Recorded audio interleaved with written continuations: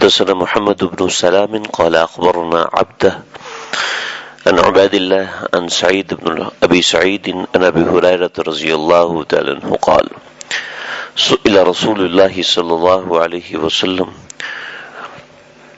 أي الناس أكرم قال أكرمهم عند الله أتقاكم قالوا ليس عن هذا نسألك قال فأكرم الناس يوسف نبي الله ابن نبي الله ابن خليل الله قالوا ليس عن هذا نسألك قال فعن معادن العرب تسألني قالوا نعم قال فخياركم في الجاہلیت خياركم في الاسلام اذا فقهوا۔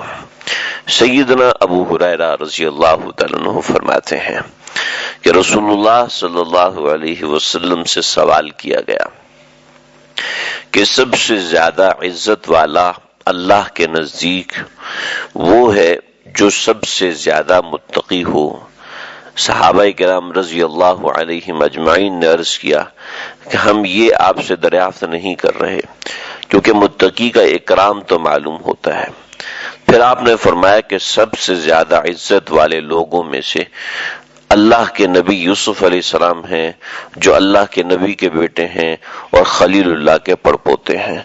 صحابہ نے عرض کیا کہ ہم آپ سے یہ بھی نہیں پوچھ رہے، تو آپ نے فرمایا کہ تم مجھ سے عرب کے قبیلوں کے بارے میں پوچھتے ہو، تو آپ نے فرمایا، تو صحابہ نے عرض کیا کہ جی ہاں، تو آپ نے فرمایا کہ جو تم میں سے جاہلیت میں بہتر تھا وہی اسلام میں بھی بہتر ہے، بشرطے کہ دین میں سمجھ بوجھ سبھی حاصل کر لیں۔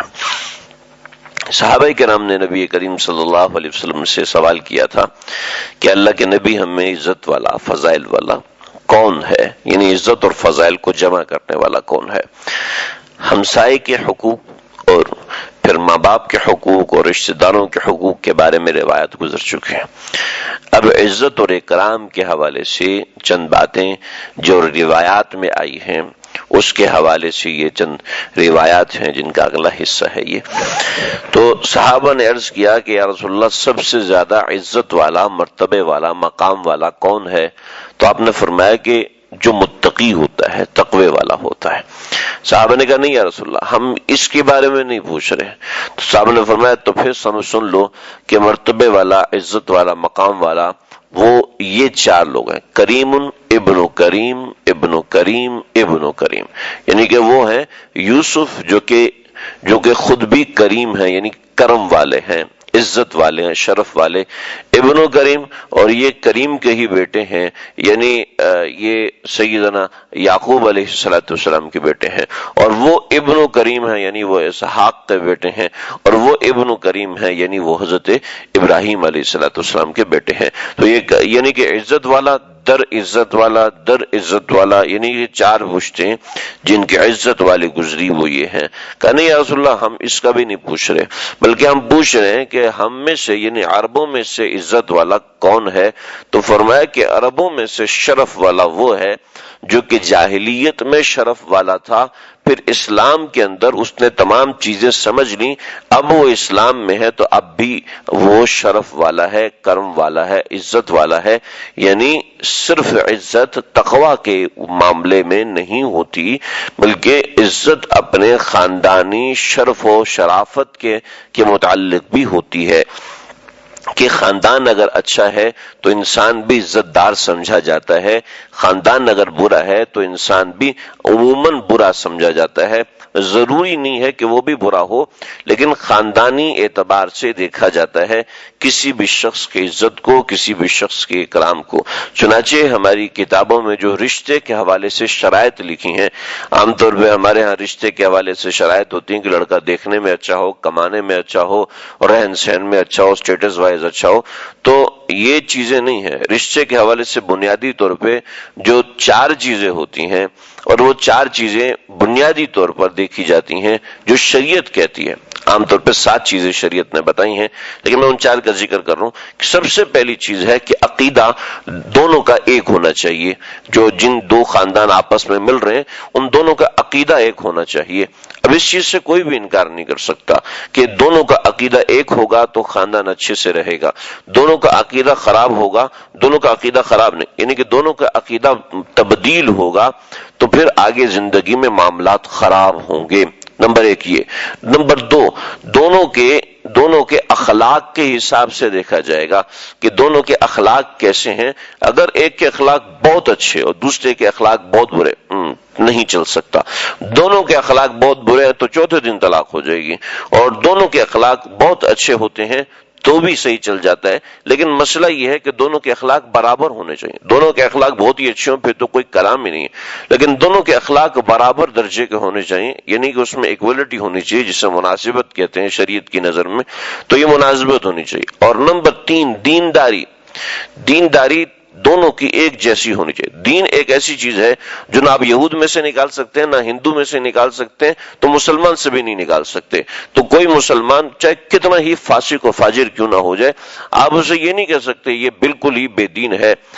دین آپ کسی شخص میں سے نہیں نکال سکتے، چاہے وہ دہریہ ہی کیوں نہ ہو، چاہے وہ کیسا ہو، دین کسی میں سے نکالا نہیں جا سکتا۔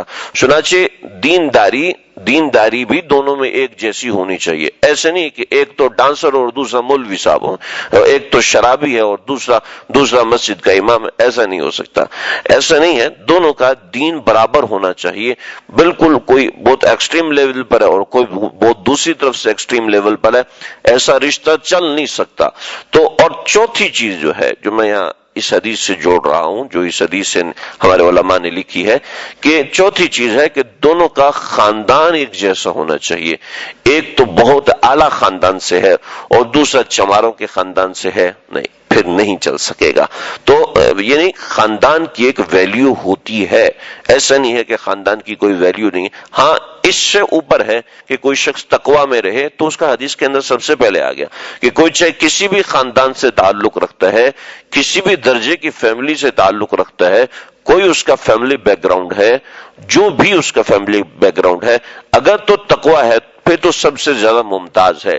لیکن اگر آپ کسی چیز کے اندر ممتاز کرنا چاہتے ہیں، الگ کرنا چاہتے ہیں، تو اس کے اندر انسانی خاندان کو بھی دیکھا جاتا ہے۔ جیسے کہ امامت کی شرائط کے اندر ہے کہ جیسے بہت سے علماء اکٹھے ہیں تو ان میں امام کون بنے گا، تو ان امام کے بننے کے اندر جو شرائط ہیں ان میں ابتدائی شرط یہ بھی ہے کہ جس کا خاندان اعلیٰ اور اونچے مرتبے کا ہے، ایسے شخص کو امام بنایا جائے گا۔ جس کا خاندان اعلیٰ اور اونچے درجے کا نہیں ہے، اس کو اس کی نسبت پیچھے رکھا جائے گا۔ تو اس نوعیت کے معاملات ہیں۔ تو خاندان کی ایک اہمیت ہوتی ہے، خاندان کی اہمیت کو دیکھا جاتا ہے۔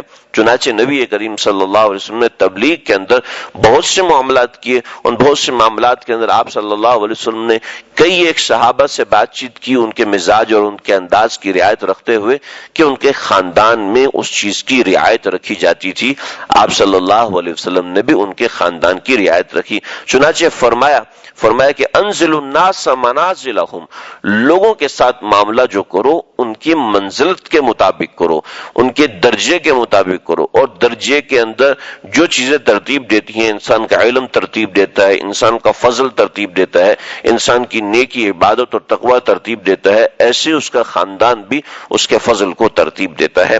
یہ روایت اس کے متعلق ہے۔ تو سمجھ لیں کہ شریعت نے کسی بھی اسپیکٹ کو چھوڑا نہیں ہے، کسی بھی زاویے کو چھوڑا نہیں ہے انسان کے فضل اور مرتبے کو، اور یہاں پر اس روایت کے اندر آپ صلی اللہ علیہ وسلم نے خاندانی فضل اور مرتبے کا ذکر فرمایا ہے۔ اللہ تعالیٰ سمجھنے کو عمل کرنے کی توفیق